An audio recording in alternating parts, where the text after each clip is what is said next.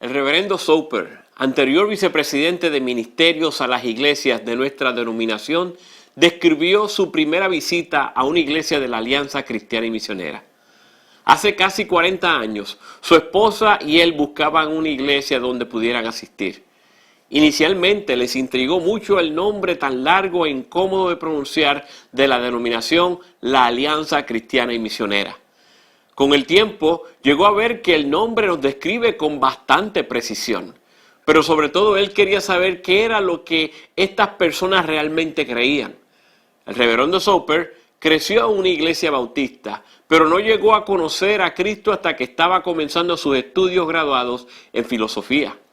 Luego asistió a un seminario presbiteriano ortodoxo y finalmente se graduó del seminario teológico de la Iglesia Episcopal Reformada. Todo esto indica que tenía muchas preguntas doctrinales. Quería saber si la alianza era reformada o wesleyana en su teología. Quería saber qué creían sobre una extensa serie de asuntos teológicos profundos. Para su sorpresa, sin embargo, pronto descubrió que estas personas estaban absolutamente comprometidas con estudiar y obedecer las Escrituras. En realidad no tenían muchas ganas de hablar acerca de teología. En vez de eso, querían hablar de Jesús. Jesucristo, el Salvador, santificador, sanador y Rey que viene. Esto es lo que nosotros en la Alianza hemos llegado a llamar el Evangelio cuádruple. Por favor, entiendan que no estoy diciendo que otros asuntos teológicos no importan. Lo que estoy diciendo es que hay un sentido bien real en el cual podemos legítimamente organizar todo lo que Dios quiere que sepamos y hagamos en torno a la persona y la obra de Jesús. En verdad, podemos resumir el cristianismo completo diciendo, todo tiene que ver con Jesús. Hay un pasaje justo al final del Evangelio de Lucas que nos ilustra esto muy bien. Dos discípulos de Jesús van a pie por el camino de Jerusalén a Emaús. Era el día de su resurrección. Ellos habían escuchado algunos rumores acerca de la resurrección, pero aún no los creían. Estaban desanimados y derrotados. Su mundo entero había colapsado unos días antes cuando Jesús fue crucificado. De repente hay un extraño caminando a su lado. Es Jesús, pero él ha ocultado su identidad y ellos no le reconocen. El extraño les pregunta, ¿por qué están tan cabizbajos? ¿Qué? Le responden, ¿eres el único en toda Jerusalén que desconoce lo que ha ocurrido en estos días? Entonces ellos le cuentan a él todo lo concerniente a su seguridad de que Jesús era el Mesías, el que iba a liberar a Israel. Le cuentan acerca del arresto, el juicio y la crucifixión.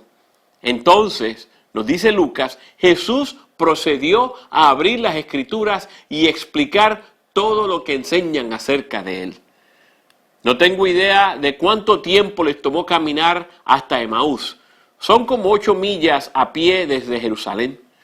No se nos dice cuáles pasajes de la ley, los profetas y los escritos usó Jesús. Tengo, sin embargo, fundamentos para deducir algunos de ellos. Estoy bastante seguro que él hubiese comenzado por Génesis, enfatizando su rol en la creación del universo.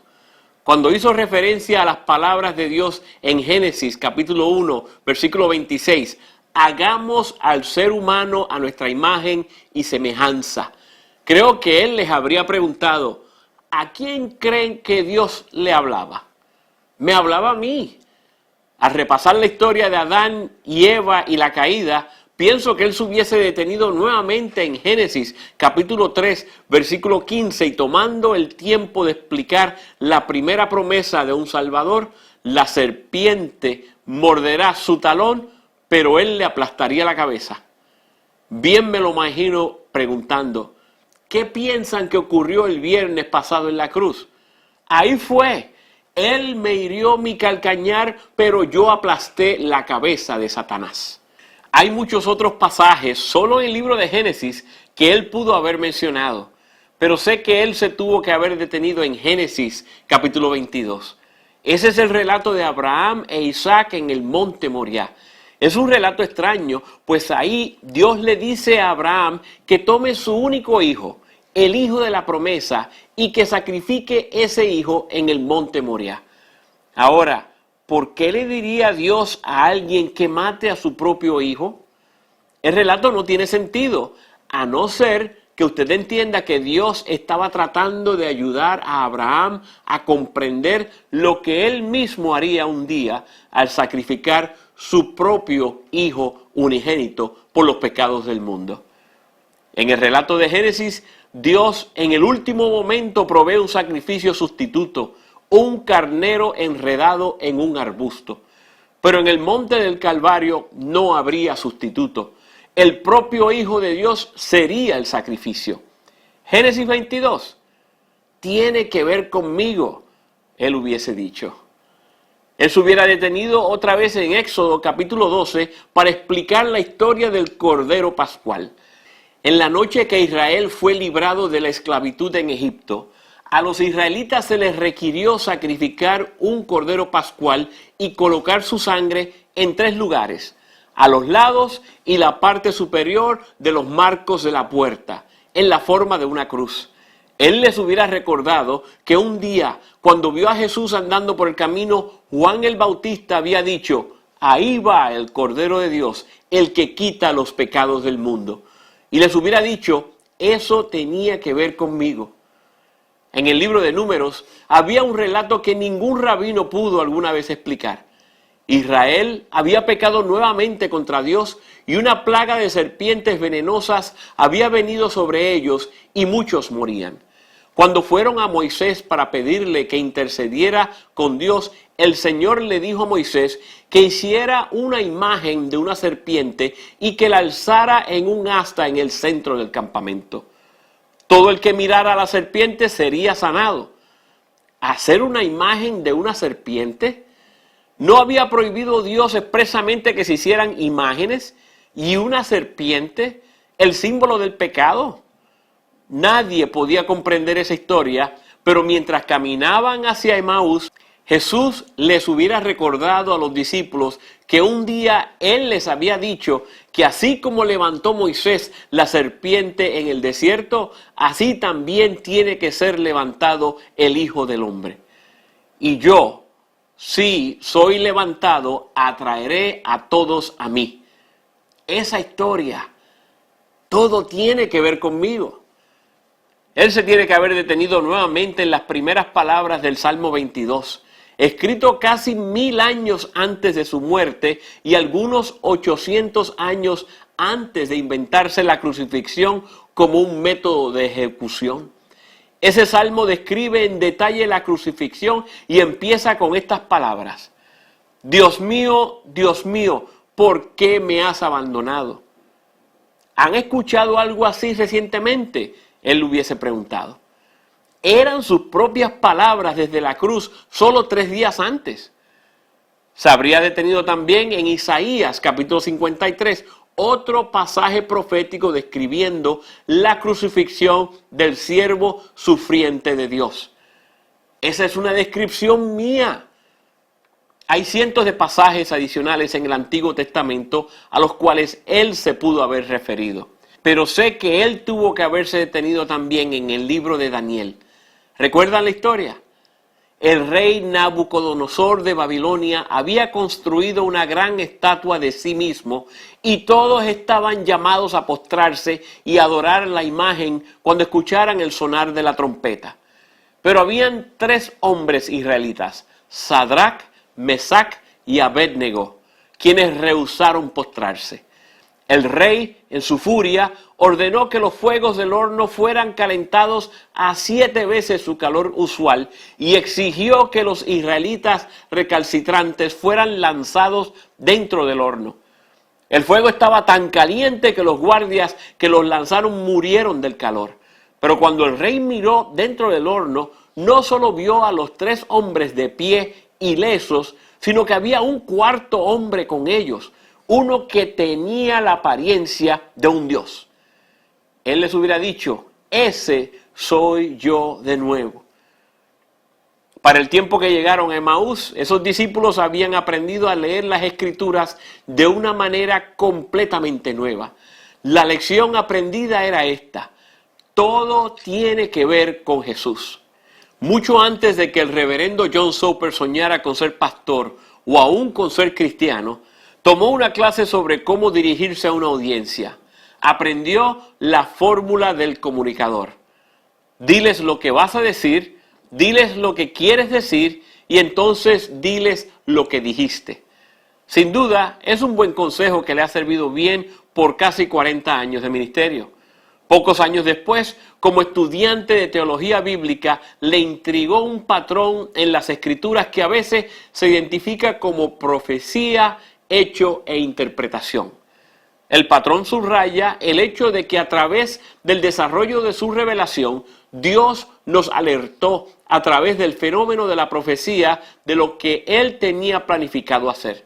Entonces, Él actuó redentoramente en la historia de la salvación y finalmente explicó luego del evento el significado de lo que Él hizo. De hecho, de forma algo simplista, se podría resumir la Biblia entera a través de este marco de interpretación.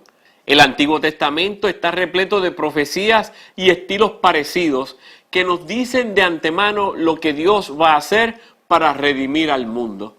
Los evangelios dan constancia de los hechos acerca de la invasión en la historia humana por el Dios hombre y el sacrificio que Él hizo para beneficio nuestro.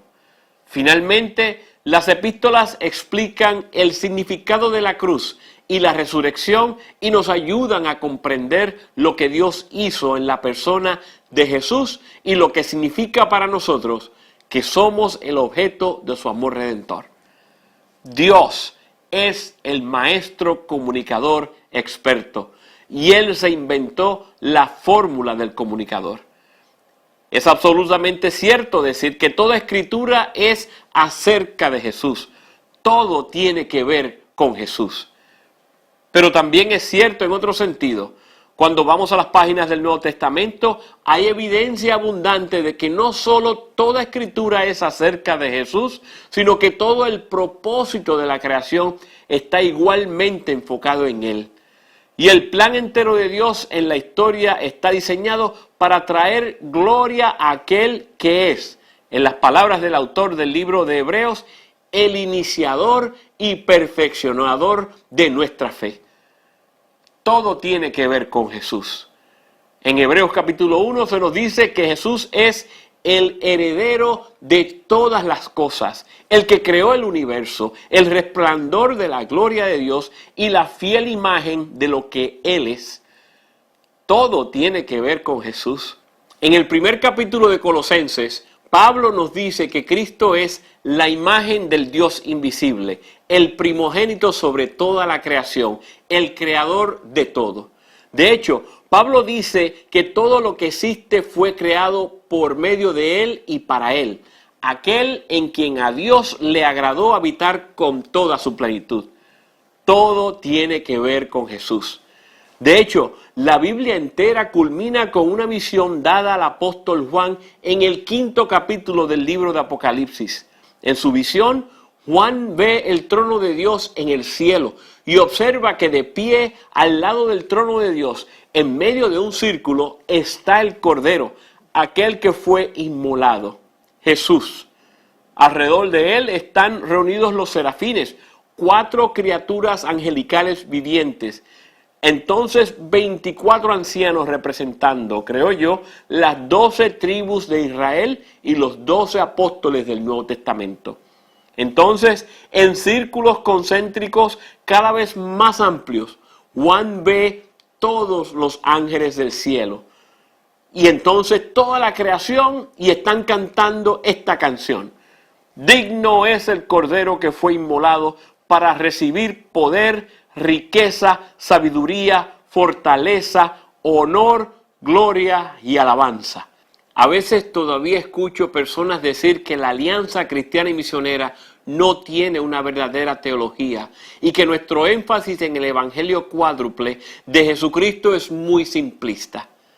Tal vez tengan razón, pero yo quiero aferrarme a la lección aprendida en el camino a Emaús. De veras, todo tiene que ver con Jesús.